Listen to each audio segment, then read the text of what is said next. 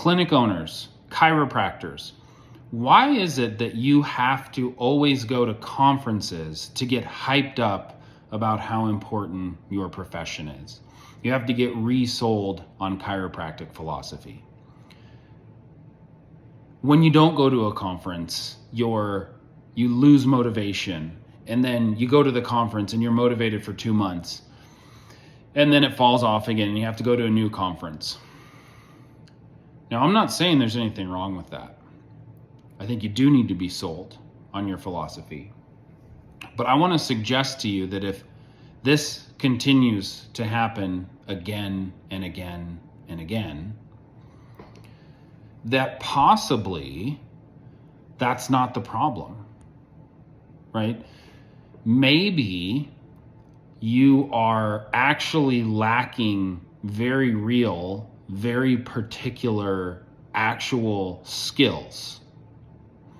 And maybe the support system, because it's a hammer, sees everything as a nail.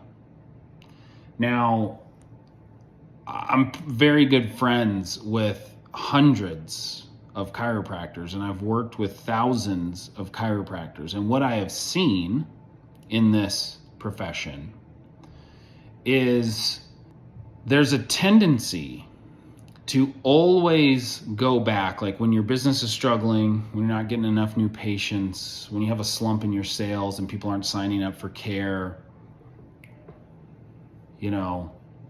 maybe the per week patient visit drops off. There's a tendency to always go back to like, well, patient care will take everything. Just take care of everything. You just love your patients more and just be more passionate about chiropractic philosophy and more bought in. And I think that what you might be missing here is, yes, you do need to be sold out to that. You need to be sold on what you're selling. Like, that's just pretty simple, right? If you don't believe it, it's not going to work. And so I have to assume that of any business, right? I mean, I have to believe that the guy at the Toyota dealership believes that a Toyota is the best vehicle, right? I've got to, if he's going to be good, he's got to believe in that product.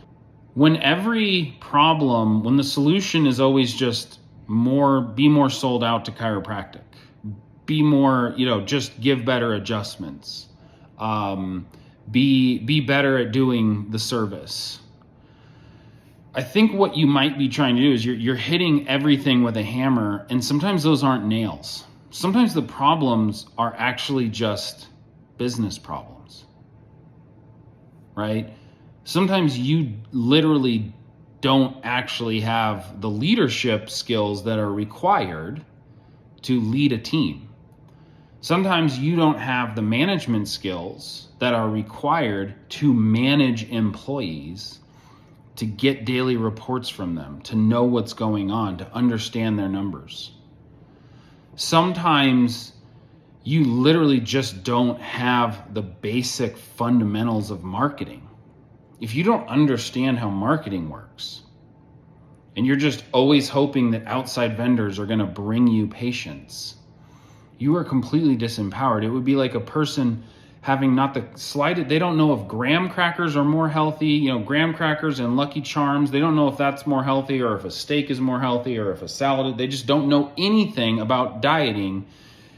And they've got no clue, right? It's just like, I'll just eat whatever. And so many chiropractors find themselves in that spot where it's like, you own a business and you don't know the first thing about how persuasion works. You don't know the first thing about how influence works. You don't know the first thing about how marketing works. You don't know the first thing about positioning or business strategy. And I guess what I want to tell you is, all of these business problems, they bring down your energy.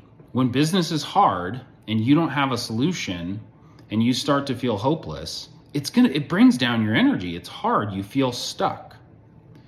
And the solution is not to go get hyped up about your product again. The solution is to actually work on your business skills. right? Identify, like, why can't I get more patients? Like, what do I not know? These problems have already been solved by millions and millions and millions of business owners. So if they can solve it, you can solve it too.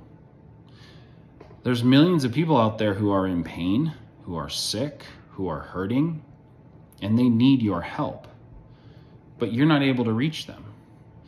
If people are coming in and they're not signing up for care, there's millions of business owners who have figured out how influence and persuasion works, and they've figured out how to communicate value so that people sign up. And what I would do is I would encourage you to take a good hard look in the mirror and ask yourself, like, hey, I'm not just a chiropractor. I am a business owner, and I'm a CEO, and I'm a manager. These are also job titles that I own. How much work am I putting into my management skills, my business skills, my communication and persuasion and influence skills? Am I putting enough work into that? Because the thing is when you start sharpening those tools, it's actually much easier to stay sold on your profession. It's much easier to stay sold on the big idea because you're not getting dragged down and it's not sucking your energy out from all the other stuff that you're doing. So I just wanted to, hopefully that comes across as wisdom. This is, Instagram and TikTok and stuff, so I'm sure you didn't stick around till the end of this. But for the two of you that did, I hope that helps you. And I hope you'll dive into working on some of those other skills instead of continuing to believe the story, I'm just a chiropractor, I'm just going to do chiropractic. Like that's my zone, is to be a doctor. I don't need to know the business stuff. Well, you're also a business owner. You do need to know that stuff. So go get it, guys.